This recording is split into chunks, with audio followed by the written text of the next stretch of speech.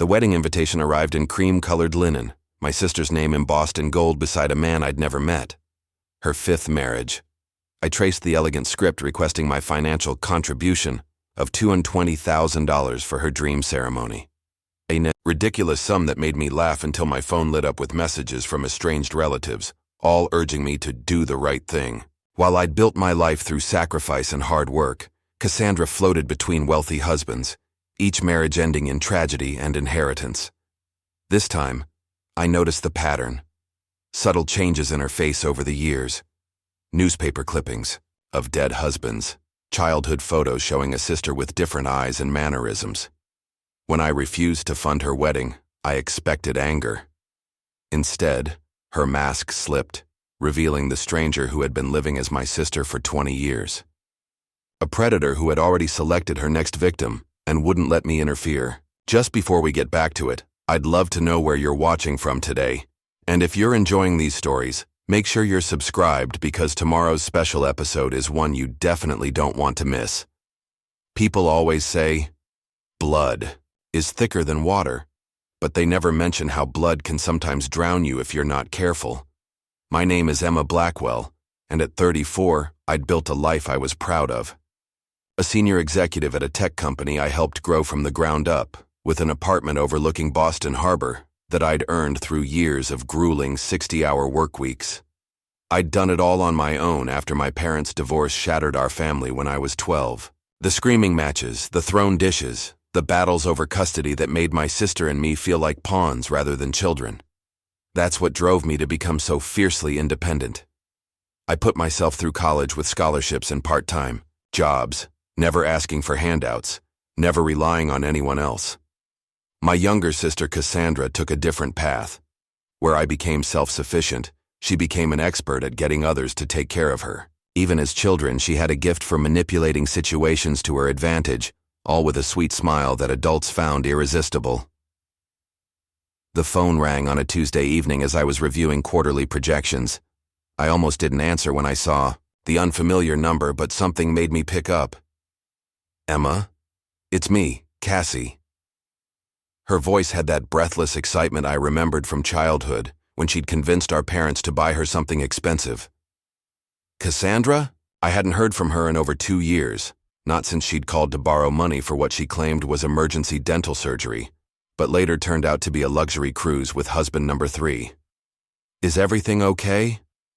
Everything is perfect. I'm engaged again, she laughed, a tinkling sound that hadn't changed since we were kids. His name is Richard Harrington, and he's just... Emma, he's incredible. Old money, real estate development all over New England. We met at a charity gala 3 months ago, and it was just... magic. I pressed my fingers against my temple, feeling a headache forming. 3 months? That's fast. When you know, she said with the confidence of someone who'd known at least 4 times before. Anyway, I really want to catch up. Can we meet for coffee tomorrow? Against my better judgment, I agreed to meet her at an upscale cafe downtown. When Cassandra swept in the next day, 20 minutes late, she looked like she'd stepped out of a magazine spread. Designer sunglasses perched on her perfectly highlighted blonde hair, a cream cashmere sweater that probably cost more than my monthly mortgage payment, and, of course, the diamond. A massive cushion-cut ring that caught the light with every animated gesture she made. Richard's grandmother's, she explained, noticing my gaze. Worth a fortune, but the sentimental value is what matters. She took a delicate sip of her latte. So, how are you? Still working those crazy hours? The company's doing well. We just acquired a smaller tech firm that specializes in financial security software. I kept my answers vague, noticing how she barely seemed interested, her eyes continually scanning the cafe as if looking for someone more important. That's nice, she said, clearly not listening. Did I tell you Richard has a house in the Hamptons and a chalet in Aspen? We'll probably winter there. She leaned forward suddenly, her blue eyes intense. Which brings me to why I wanted to see you. Here it comes, I thought. Richard's family is old-fashioned. They expect the bride's family to contribute significantly to the wedding. And well, with Mom's situation and Dad remarried with his new family. She waved her hand dismissively. We want to get married on the Harringtons' private island in the Caribbean.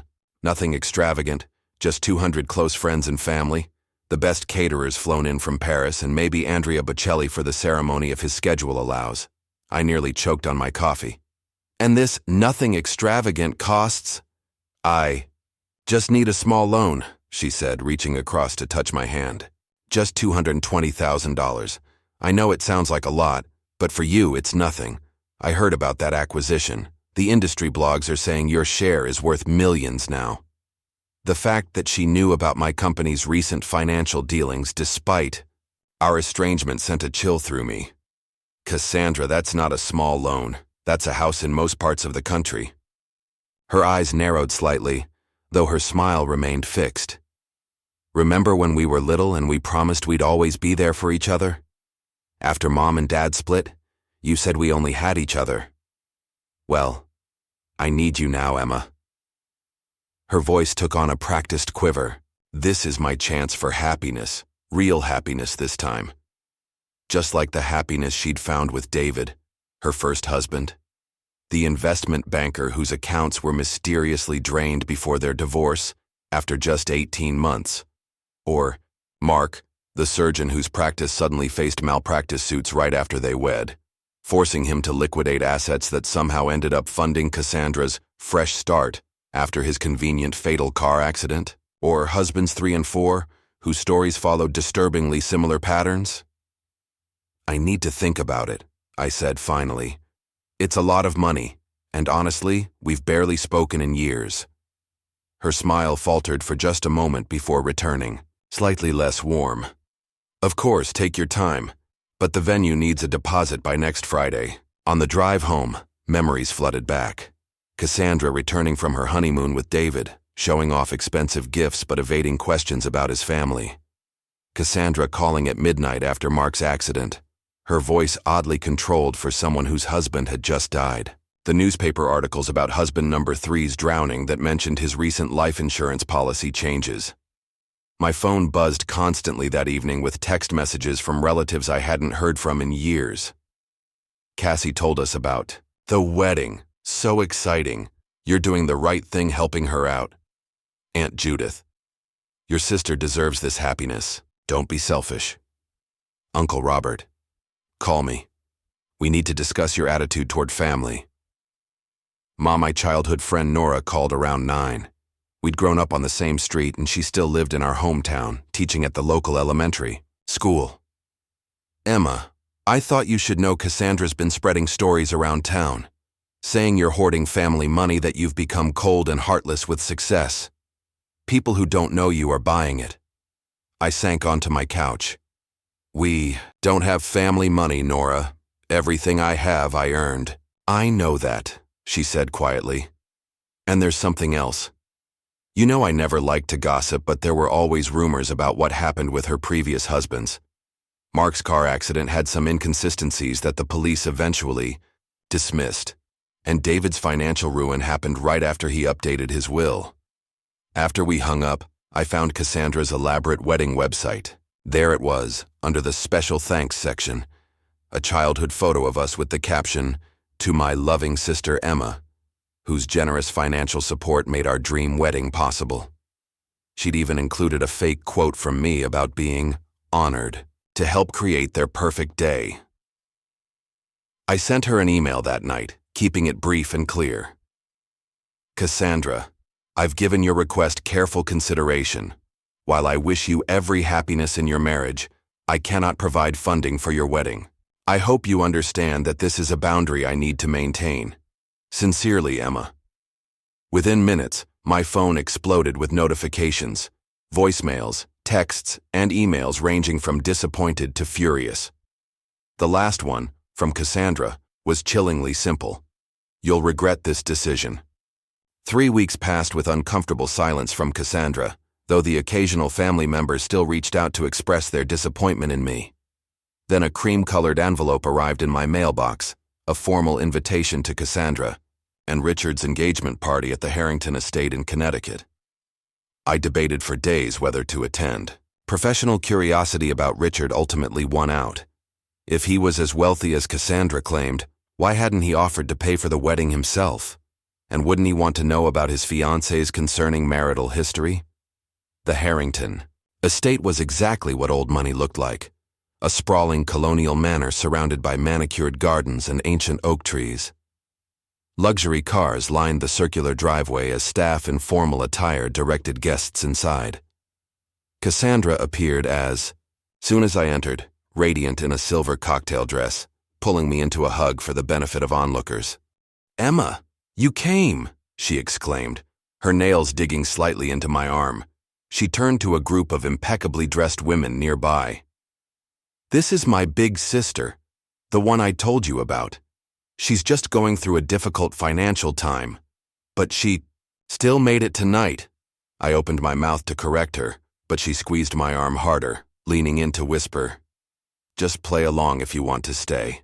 Throughout the evening, Cassandra paraded me around like a prop, introducing me as her struggling sister while dropping hints about my emotional issues and financial problems. Each time I tried to speak to Richard alone, she materialized at my side, redirecting the conversation. Richard Harrington was not what I expected. In his mid-40s, he had the confidence of generational wealth but none of the arrogance I anticipated. His salt-and-pepper hair and tailored suit projected success, but there was something familiar about him I couldn't place. When we were finally introduced, his handshake lingered too long, his gray eyes studying my face with an intensity that made me uncomfortable. "Cassandra speaks so highly of you," he said, though his tone suggested otherwise. "I'm glad to finally meet the sister she's so devoted to." During dinner, I was seated far from the couple, next to Richard's mother, an elegant woman in her 70s who regarded me with cool interest. "You seem different from your sister," she noted, watching Cassandra charming a table of Richard's business associates. "We took different paths after our parents' divorce," I said carefully. Mrs. Harrington nodded. "I hired someone to look into her background, you know, standard procedure in our family before marriage." She sipped her wine. Oddly, they found very little, almost as if someone had systematically removed information. Before I could respond, Cassandra clinked her glass for a toast, drawing all attention to herself and Richard. I excused myself to find a restroom, taking a wrong turn down a hallway lined with family photographs. These people had roots, history. A partially open door revealed what appeared to be Richard's home office. I was about to turn away when something caught my eye. A corkboard covered with newspaper clippings about wealthy New England families. I stepped closer, noticing red circles around certain names and dates. Getting lost or snooping? Cassandra's voice made me jump. She stood in the doorway, her smile fixed but her eyes cold and unfamiliar. For a moment, she looked like a stranger wearing my sister's face. "Looking for the bathroom," I said, moving toward the door. "Of course you were." She blocked my path, slightly. "Having fun? Meeting everyone? Richard's family is very important to me." "Yes, I can see that," I replied, noting the emphasis on family rather than Richard himself. Later, as I retrieved my coat to leave, a young girl with Richard's gray eyes approached me hesitantly. She couldn't have been more than 16, with a serious expression that seemed too mature for her age. "You're Cassandra's sister?" she asked quietly, glancing around to ensure no one was watching. "Yes, I'm Emma." She pressed a folded note into my hand. "Please help my dad. She's not who she says she is." Before I could ask what she meant, Cassandra appeared, her arm sliding around the girl's shoulders.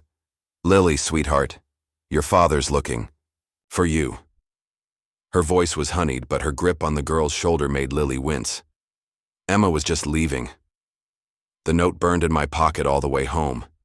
In my apartment, I unfolded it with shaking hands.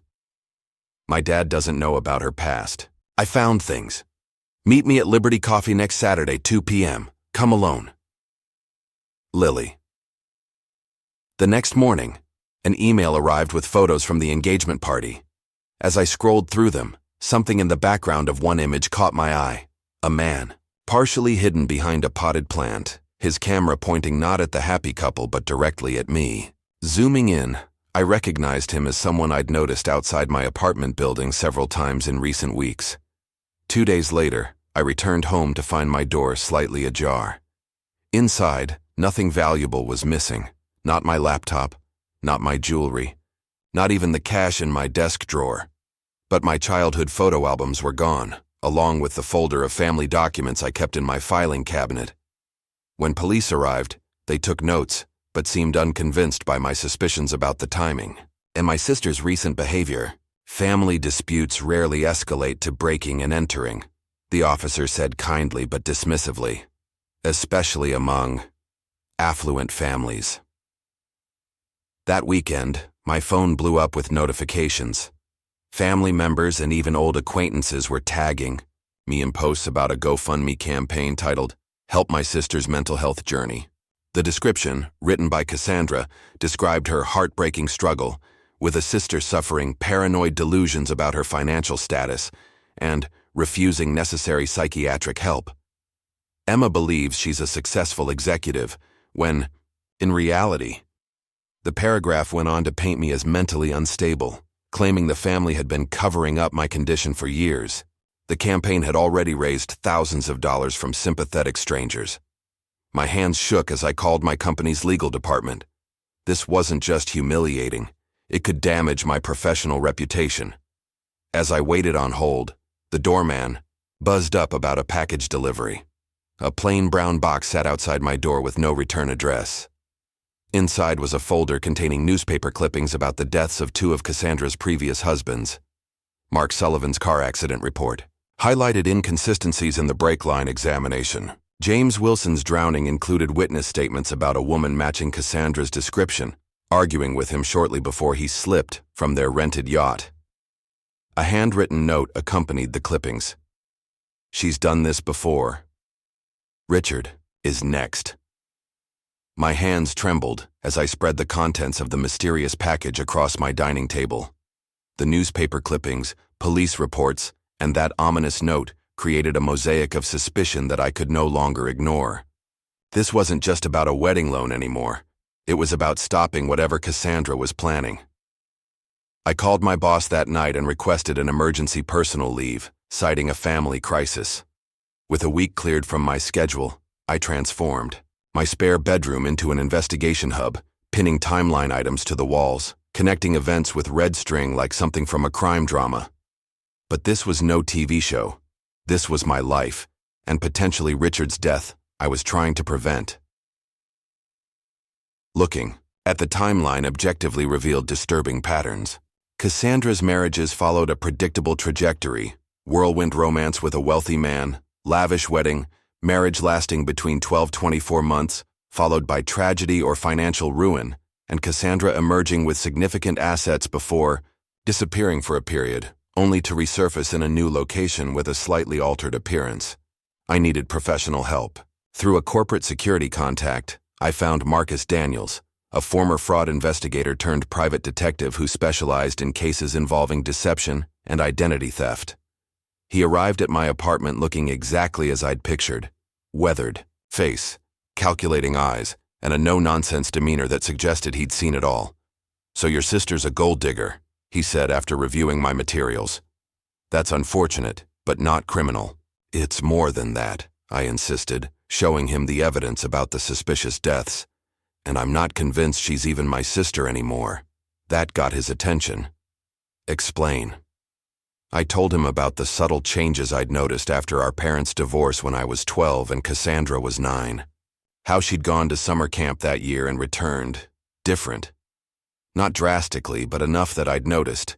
New mannerisms, new preferences, less interest in her old hobbies. At the time, I'd attributed it to typical preteen development, especially amid family trauma. Our parents were so caught up in their divorce that they barely noticed, I explained. And then we moved to a new town where nobody knew us from before. Marcus took meticulous notes, his skepticism gradually shifting to professional interest.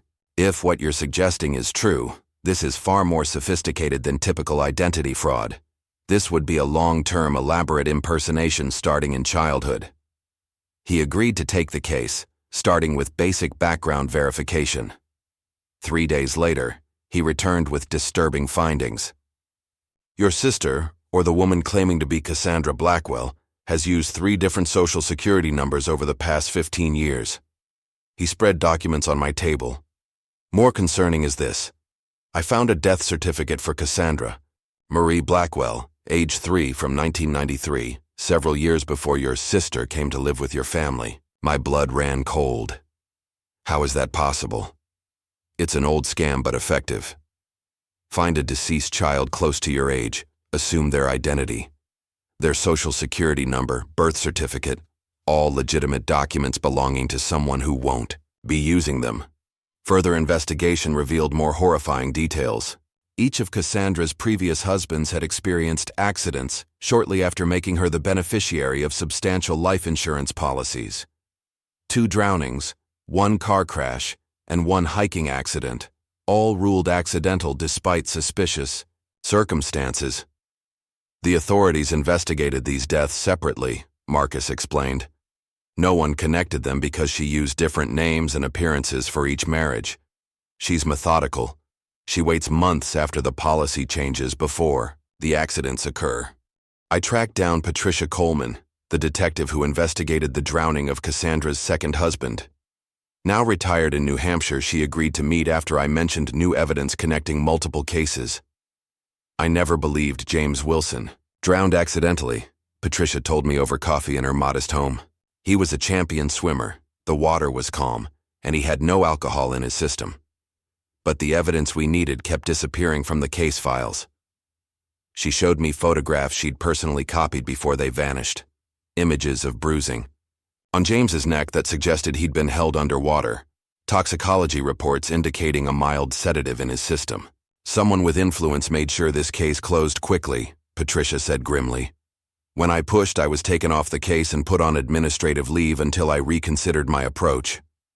Using financial forensics software from my company, Marcus and I uncovered offshore accounts receiving large transfers after each husband's death. The money trail led to luxury property purchases under various shell companies, all controlled through sophisticated identity masking techniques. Your sister, or whoever she is, knows how to hide money, Marcus said. These are professional-level financial maneuvers. She's either extremely well-trained or has expert help. Through social media deep diving, I located Vivian Taylor, Cassandra's former college roommate. After initial reluctance, she agreed to meet at a remote diner off the highway, insisting we sit in a booth with clear sightlines to all exits. I always knew something was off about her, Vivian said, nervously shredding a napkin. She arrived at college calling herself Catherine Phillips, but halfway through freshman year, she began introducing herself as Cassandra Blackwell. When I asked about it, she said Catherine was her middle name, and she'd decided to start using Cassandra professionally. Vivian described watching Cassandra practicing different handwritings and accents in their dorm room, claiming it was for a theater class she wasn't actually enrolled in. The final straw was finding her with my passport and driver's license, studying them with this intense concentration. When I confronted her, she said she was helping me look for my birth certificate. I never mentioned a missing birth certificate. After Vivian left college suddenly, claiming a family emergency, she returned to find her identity had been used to open several credit accounts. It took me years to clear my credit. When I tried to report her, she'd already disappeared. The photos I had of us together, she looked completely different in them than the ID photo the university had on file for her. Our breakthrough came when Marcus identified Cassandra in security footage from a Miami plastic surgery clinic from 6 years ago, entering with one face and leaving weeks later with bandages. Using facial recognition on pre-surgery images, we found matches to missing persons cases from the early 2000s, including a promising lead on a young woman named Eliza Keene, who vanished from her foster home at 16 after displaying what her file called concerning behavioral patterns. I'd arranged to meet Lily, Richard's daughter, but she never showed at our cafe rendezvous. Instead, I received a text from an unknown number. They sent me to boarding school. Dad doesn't know I'm gone yet. She found my research. Be careful. She has plans for after the honeymoon, something about a timeline and policy not being ready. With Marcus's help, I located a storage unit rented under one of Cassandra's aliases. Using the lockpicking skills he refused to explain how he acquired, we gained access to a climate-controlled space containing neatly labeled plastic containers. What we found chilled me to my core. Detailed journals documented her methodical seduction And elimination of wealthy men, with notes on their routines, preferences, and vulnerabilities. Newspaper clippings celebrated her previous husband's accomplishments before their deaths.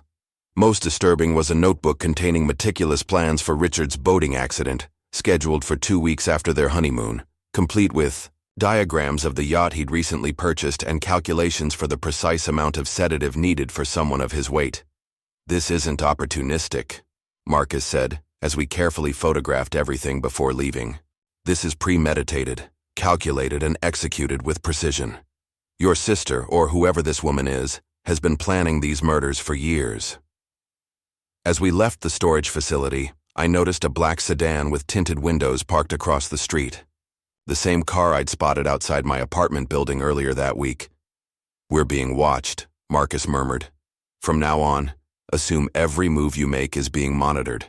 That night, I made my decision. With Thanksgiving approaching, and my entire family gathering at my mother's house, including Cassandra and Richard, I would confront her publicly, with irrefutable evidence of her true identity and intentions. "It's dangerous," Marcus warned. "She's clearly willing to kill to protect her secrets." "If I don't stop her," I replied, "Richard becomes husband number 5, and who knows how many others will follow him." I spent the next days preparing a digital presentation with all our evidence, creating backups on multiple drives hidden throughout my apartment and office. I reached out to Richard, requesting a private meeting about a wedding surprise for Cassandra. He agreed to see me at his office the following Monday. With just over a week until Thanksgiving, I felt both terrified and resolved. The woman who had pretended to be my sister for over 20 years was about to face exposure. What I didn't realize was how far she would go to silence me before I could reveal the truth. With evidence mounting against Cassandra, I knew I couldn't wait for authorities to connect the dots. The police would need warrants, formal investigations, and time. Time Richard didn't have.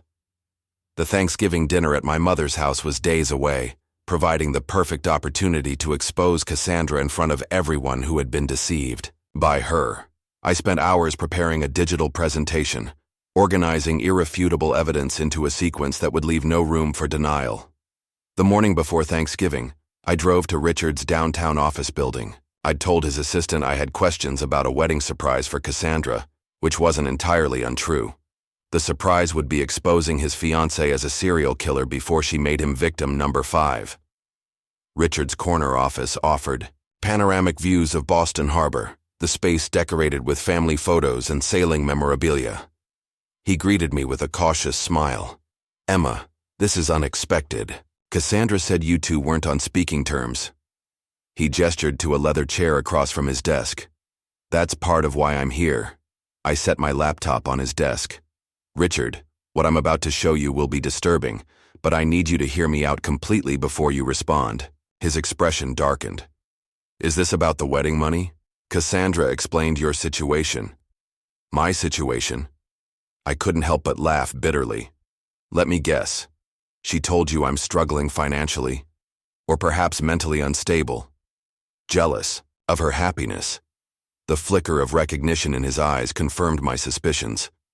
"Richard, I'm a senior executive at Blackwell Security Solutions.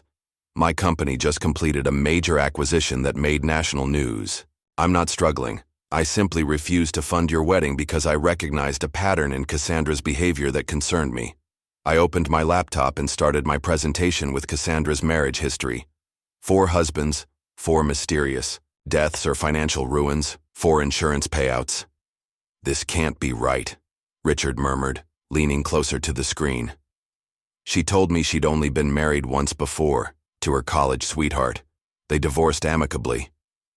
She's lied about everything. Richard, even her identity." I showed him the death certificate for the real Cassandra Blackwell. "The woman you know as Cassandra is an imposter who assumed my sister's identity over 20 years ago." For the next hour, I methodically presented our findings: the offshore accounts, the altered appearances, the life insurance policies, and, finally, the storage unit contents detailing her plans for Richard's accident. Richard's face grew paler with each revelation.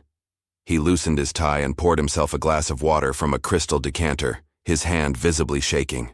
"I've noticed things," he admitted finally. "Strange behaviors I dismissed. She's obsessively interested in my will and life insurance. She asks detailed questions about my medications, my swimming abilities, whether I get seasick. I just thought she was being thorough. What about physical symptoms? Unexplained illness? Digestive issues?" I pressed. He looked up sharply. "How did you know?" "I've had recurring stomach problems for weeks. My doctor can't identify the cause. She's likely been testing different substances to determine what works." Without raising suspicions, I explained. "It's a pattern documented in her journals. She'll escalate after the wedding." Richard stood abruptly, moving to the window. "Lily tried to warn me. She said she found something in Cassandra's things, a notebook with weird calculations and diagrams of my boat. I scolded her for snooping." His voice broke. "Then Cassandra suggested boarding school, claimed Lily needed structure away from her unhealthy obsession with her deceased mother." He turned back to me, his expression hardening with resolve. "What do we do now? Call the police?" "We don't have enough for an arrest yet. Everything I've shown you is circumstantial without the physical evidence from the storage unit, which we obtained illegally." I closed my laptop. "But we can expose her publicly at Thanksgiving, with everyone present. Once her facade cracks, we'll have witnesses to her reaction and can push for a proper investigation." Richard agreed, explaining he'd already secured his financial assets after noticing discrepancies in his accounts. "I moved everything to trusts Lily can access, but Cassandra can't. I told her it was estate planning for tax purposes." We developed a plan. Richard would continue pretending ignorance while secretly getting tested for poisons.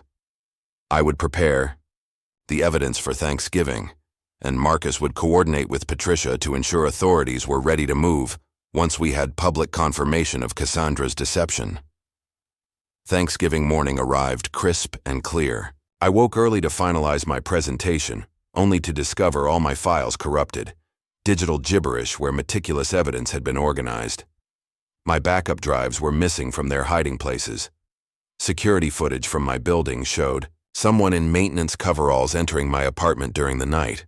Cassandra had informants everywhere. Frantically, I called Marcus, who helped me recreate essential materials from his copies. "Be careful," he warned. "She knows what you're planning. This isn't just about stopping you anymore, it's about eliminating a threat." I arrived at my mother's suburban home with a knot in my stomach. The traditional New England colonial looked like a holiday postcard with its tasteful decorations and smoking chimney, betraying nothing of the drama about to unfold. Inside, my mother answered the door with a stiff hug. At 62, she remained elegant but frail, her health deteriorating after years of anxiety medications prescribed during the divorce that had turned into dependencies. "Emma, you came."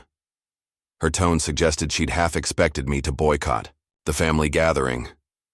"I wouldn't miss it," I replied, forcing a smile. "Is everyone here already?" The house buzzed with relatives who either glared reproachfully or avoided eye contact with me. All casualties of Cassandra's campaign, portraying me as mentally unstable and selfishly withholding funds for her dream wedding. Cassandra held court, in the living room, radiant in a burgundy dress that perfectly complemented her complexion. She played the excited bride-to-be flawlessly, keeping Richard close as she charmed our relatives with wedding details and honeymoon plans. I noticed how she monitored his interactions, subtly redirecting conversations when they ventured into territory she couldn't control. Richard performed admirably, showing no sign of our conversation days earlier. He caught my eye across the room and gave an imperceptible nod. When we were briefly alone in the kitchen as I helped bring out appetizers, he whispered, "Blood tests came back positive for low levels of arsenic. Not enough to kill, just enough to weaken over time." My heart pounded. We weren't just preventing a future murder. We were stopping one already in progress. Dinner proceeded with excruciating slowness. I barely touched my food, rehearsing my approach mentally while watching Cassandra's performance. She'd occasionally throw concerned glances my way, remarking loudly about my poor appetite and asking if I was taking my medication regularly. As the main course concluded, Richard rose for what seemed like a spontaneous toast. "To family," he said, raising his glass, "and to secrets that bind us, and secrets that destroy us, to new beginnings and—" He paused significantly. "The truth, that always finds its way to light, our agreed-upon code phrase." I tensed, ready to stand and present our evidence. But before I could move, Cassandra interrupted with her own dramatic moment.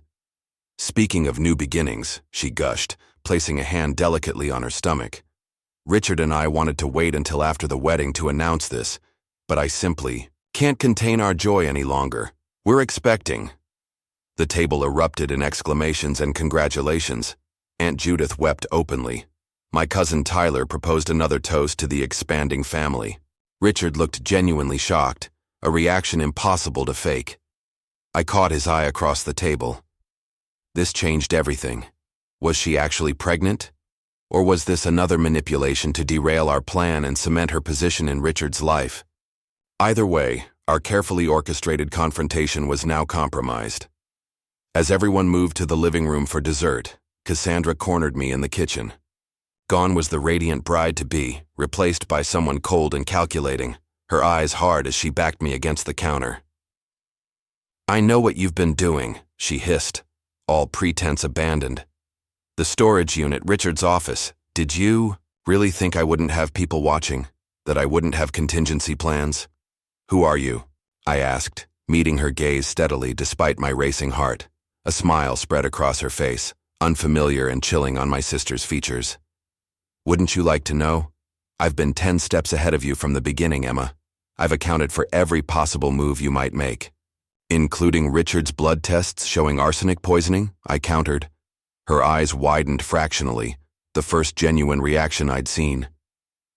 "You think you're protecting him?" she continued, her voice low and dangerous.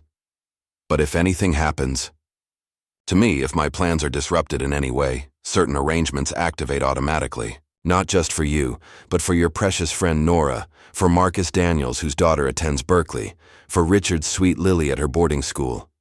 I have reach you can't begin to comprehend. Before I could respond, my mother called for us to join the family photo.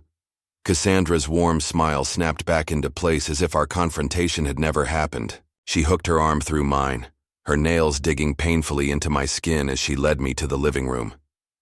As the family gathered for photos, my phone vibrated with a text from Marcus. "DNA from wine glass matches evidence from unsolved Seattle. Murder 15 years ago. Police expediting warrant. Don't confront yet. Potentially explosive situation." I glanced at Cassandra, now perfectly posed between Richard and my mother, her hands protectively cradling her stomach. The woman who had lived as my sister for 20 years was not just a con artist or black widow. She was a long-term fugitive with nothing to lose. But with my family surrounding her, with Richard's life still in danger, I couldn't stay silent. I stepped forward, connecting my phone to the television. "Before we take photos," I announced, "there's something everyone needs to see." The room fell silent as I connected my phone to the television. Cassandra's eyes flashed with momentary panic before she smoothly knocked over a side table holding dessert plates and coffee cups. The resulting crash and confusion gave her enough time to whisper in my ear. "I've called in an anonymous tip about your obsession with me. Police are already on their way to find the evidence I planted in your car. Stalking charges stick, Emma, especially with your family willing to testify about your deteriorating mental state." Before I could respond, Richard stepped forward, his voice cutting through the chaos. "That's enough, Cassandra." He held up his phone, which was recording. "I've been documenting everything since Emma showed me the evidence.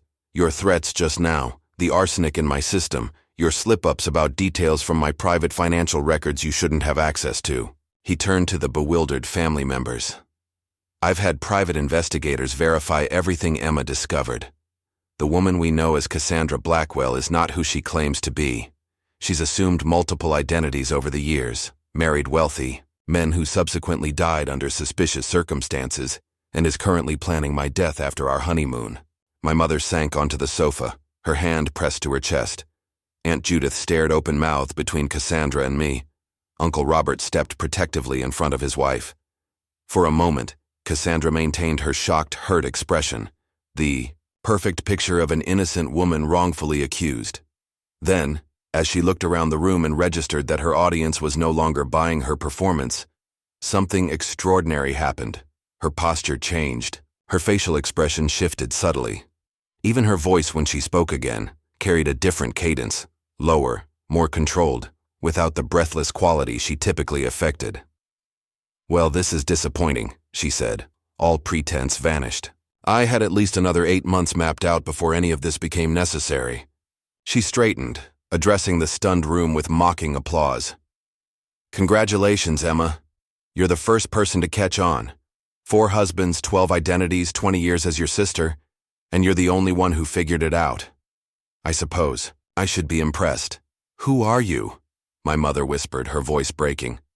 "I'm whoever I need to be," Cassandra, or whoever she was, replied with a cold smile. "And no, I'm not pregnant. That was just a convenient distraction." She glanced at Richard. Though I must admit, it would have simplified the inheritance process considerably. As family members edged toward the exits, we discovered all the car tires had been slashed.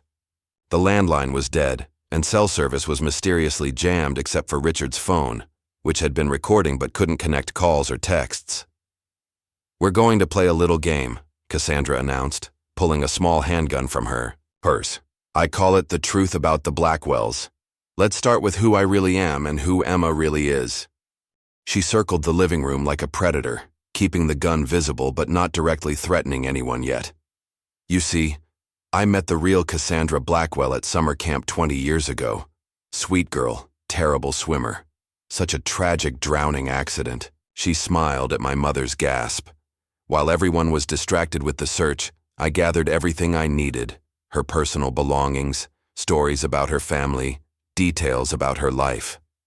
By the time the real Cassandra's body was found, I was already preparing to integrate myself into her family. The divorce was perfect timing. Stressed parents, a family in transition, moving to a new town where nobody knew what Cassandra looked like before. A few subtle changes to my appearance, and voila, I became the daughter you were too distracted to really see. My mind reeled with fragmented memories. Cassandra's sudden fear of swimming after camp, her different handwriting that everyone attributed to entering adolescence, her new allergies and changed food preferences. "But here's the interesting part," she continued, turning to me. "You think you've been investigating me, but I've been cultivating you for 20 years, Emma. Your career choice? Those scholarship applications I helped you find? The roommate? In college, who connected you to your first tech internship? All me." She laughed at my confusion. "Why would I do that?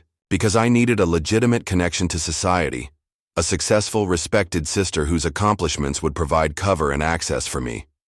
Every relationship you thought you built on your own, I manipulated.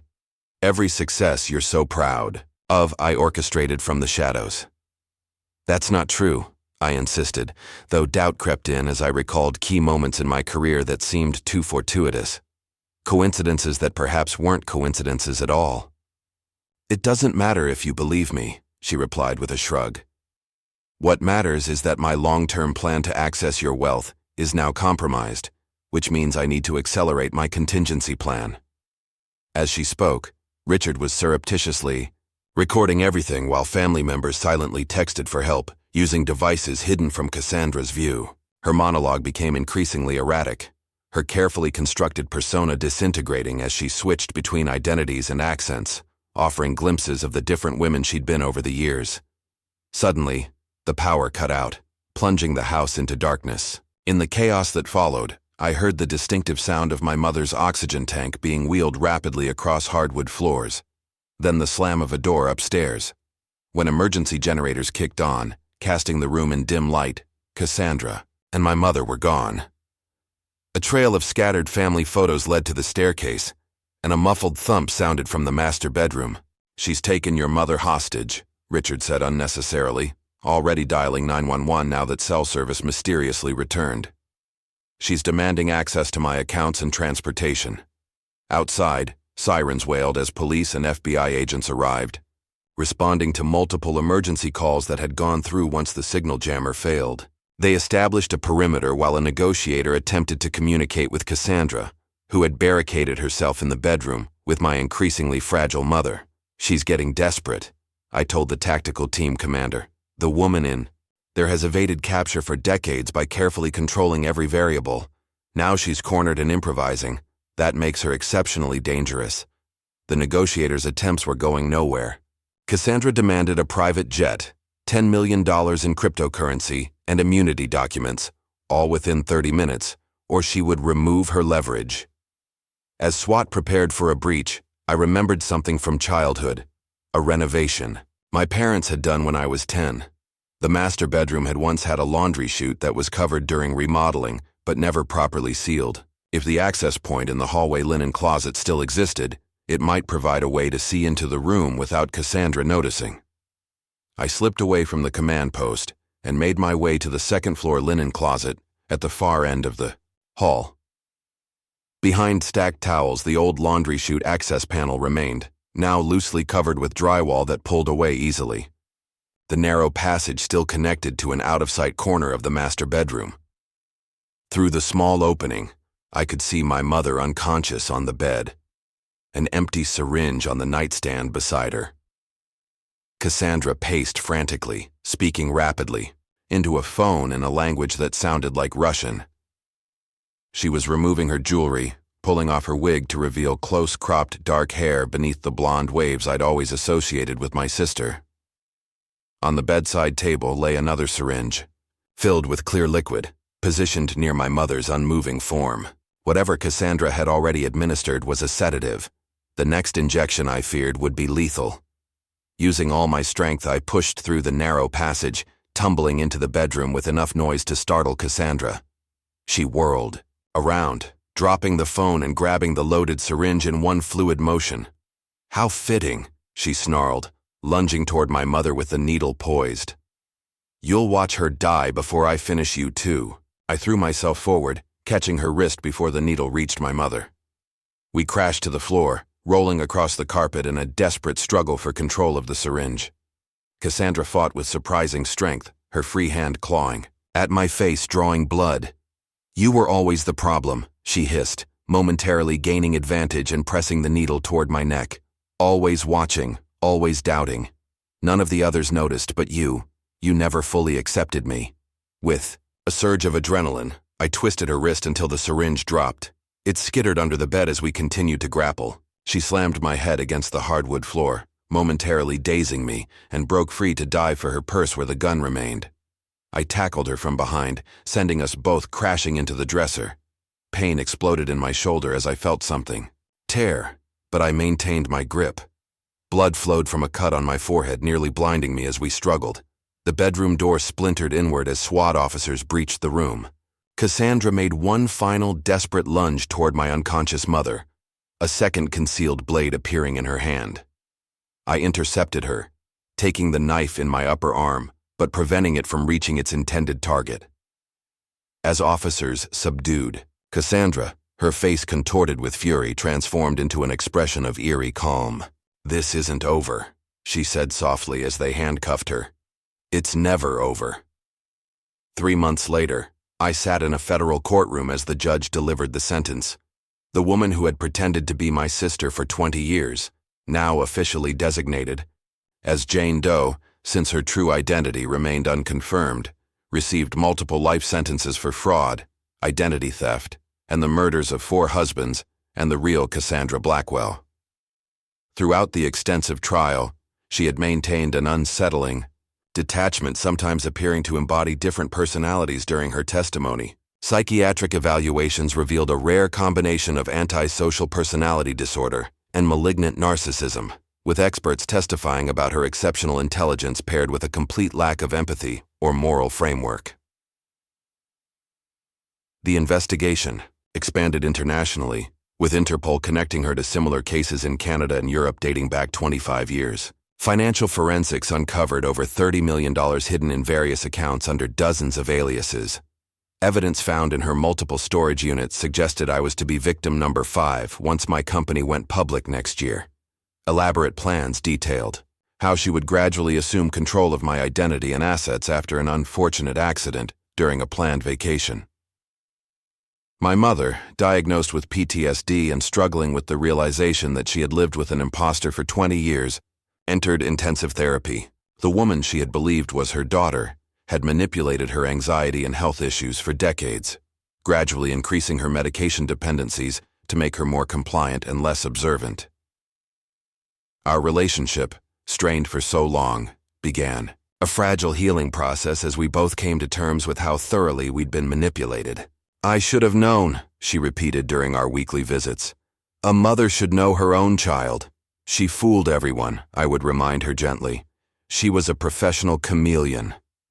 6 weeks after the sentencing, Richard and Lily invited me to dinner at their home, a smaller, more modest house than the Harrington estate, which Richard had sold, citing too many uncomfortable memories. "We wanted to thank you properly," Richard said as he served a meal he'd prepared himself. "Without you, I'd likely be another tragic accident statistic by now."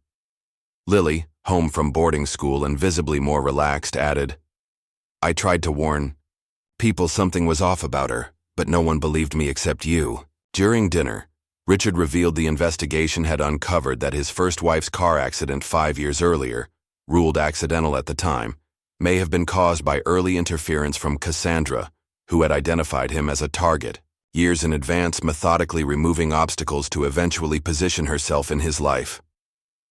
"She played the long game," he said, his expression haunted. "She studied me for years.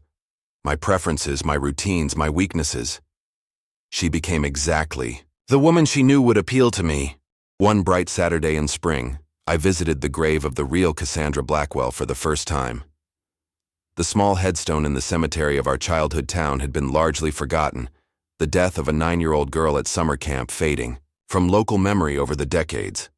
I brought wildflowers and a childhood photo of us that had survived the imposter's attempt to erase all evidence of the real Cassandra. Kneeling by the grave, I apologized for not realizing sooner that the sister who returned from camp that summer was different. Not just changed by puberty or our parents' divorce, but an entirely different person. A memorial service brought together Cassandra's biological relatives, who had never stopped searching for answers about the mysterious drowning of their niece, cousin, granddaughter. They shared stories about the real Cassandra that helped me separate genuine memories from those contaminated by the imposter. Gradually, family members who had turned against me reached out to apologize. Many had been manipulated with elaborate lies or subtle threats from Jane Doe over the years. Aunt Judith revealed she'd been blackmailed with doctored photos suggesting impropriety with a student at the high school where she taught. Cousin Tyler admitted he'd been convinced I was embezzling from family accounts that didn't actually exist. Some relationships could be repaired, while others seemed permanently damaged by the web of deception we'd all been caught in. The realization that someone had methodically poisoned our family dynamics for decades left many unable to trust their own memories or judgments.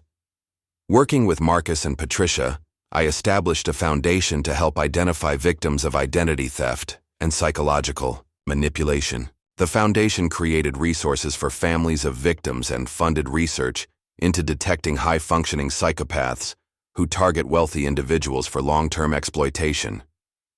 During the process of reclaiming my real sister's memory, I discovered old letters from the real Cassandra written at camp. The handwriting, childish and distinctive, contained disturbing hints that she suspected someone was studying her too closely, describing a girl who asked too many questions about her family and took photos of her personal belongings. The letters never reached my parents because the imposter had already begun intercepting mail, laying groundwork for her deception. I was haunted by how different things might have been if those letters had reached their destination. If someone had recognized the real Cassandra's concerns as more than typical childhood drama. 6 months after the arrest, authorities finally identified Jane Doe through a combination of DNA evidence and international criminal databases. Born Eliza Keene in Washington State, she had disappeared from her foster home at age 13 after displaying what her case file called exceptional intelligence paired with an absolute inability to form authentic emotional connections. Early, psychological evaluations noted her talent for mimicry and manipulation, her facility with languages, and her disturbing interest in assuming other children's identities during play. Her foster parents reported missing items, mysterious small fires, and neighborhood pets vanishing during her brief stays in various homes. As I settled into my new normal, therapy twice weekly, regular check-ins with my recovering mother, the ongoing process of disentangling which parts of my life had been authentic versus manipulated, an unmarked envelope arrived at my office. Inside was a skillfully crafted origami flower, its petals formed from what appeared to be a page torn from a psychiatric evaluation. I recognized it immediately as the signature Cassandra would leave for targets she was studying. I'd found similar flowers in her storage unit, each labeled with a victim's name. A note in her perfect handwriting accompanied it. "You were my masterpiece. This isn't over." Security footage showed the envelope was delivered by a guard from the psychiatric facility where she was being held, raising disturbing questions about her continuing influence even in maximum security confinement. The guard was subsequently arrested, claiming he had no memory of delivering any envelope, only of a brief, friendly conversation with a new nurse who had asked for directions. As I stared at the origami flower, I realized the woman who had destroyed so many lives might never be truly contained. She had spent decades building identities, connections, and contingencies I might never uncover. The sister who wasn't my sister had planted herself so deeply in my life that completely extracting her influence seemed impossible. For now, I could only remain vigilant, knowing that somewhere behind prison walls Eliza Keene was likely already planning her next transformation.